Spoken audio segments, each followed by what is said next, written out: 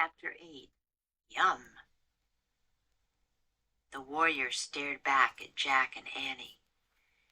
"We were helping one of your honey guides," said Annie.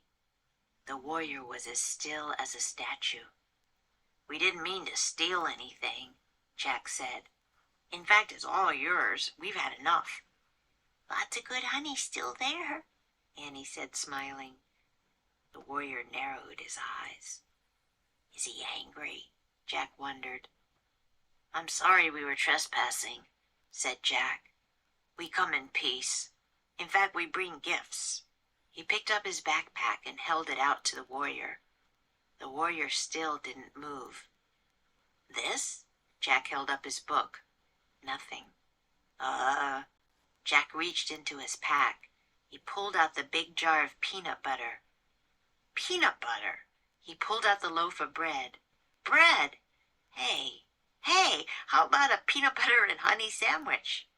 "Yum," Annie said, watching the warrior. The warrior stared at the food. "We'll show you," said Jack. As Jack unwrapped the bread, his hands shook. Annie opened the jar.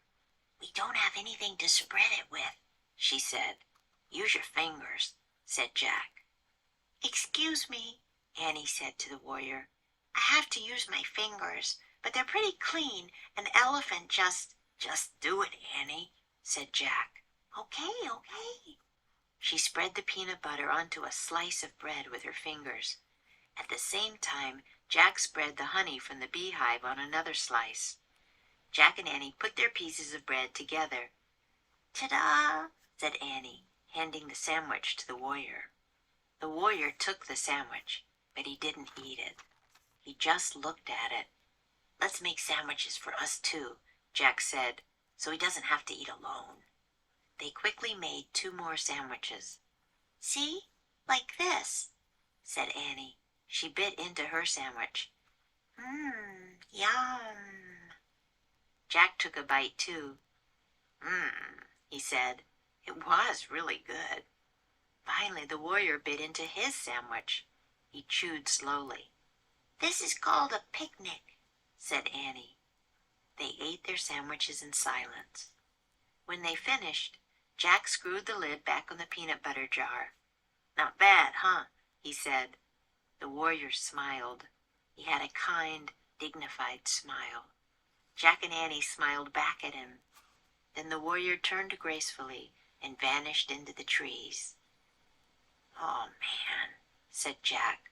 Part of him wanted to follow the silent warrior through the shadowy forest.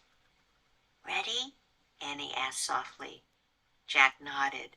Annie started to go. "Wait," said Jack. He put away the peanut butter and bread. "We're going back to the treehouse, right? We're not going to do anything silly, like rescue anything or chase birds, right?" "Those things aren't silly," said Annie. "Don't forget that the bird gave us the answer to the riddle." "Oh, right," said Jack.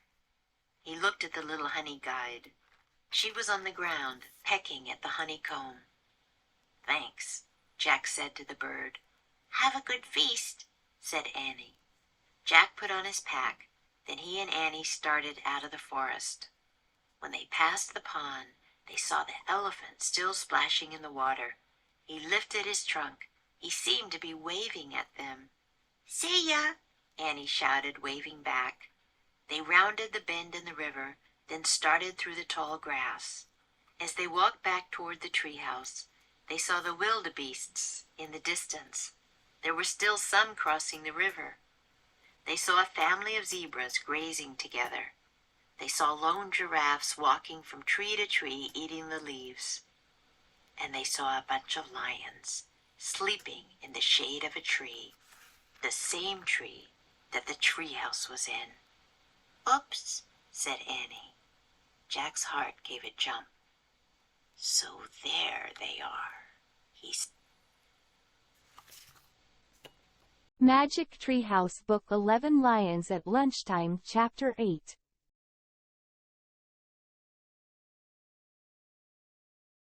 Narrow one's eyes. The warrior narrowed his eyes. "Spread with. We don't have anything to spread it with," Put something together. Jack and Annie put their pieces of bread together. Take a bite. Jack took a bite, too. In silence. They ate their sandwiches in silence. From tree to tree. They saw lone giraffes walking from tree to tree. Give a jump. Jack's heart gave a jump. It's now or never.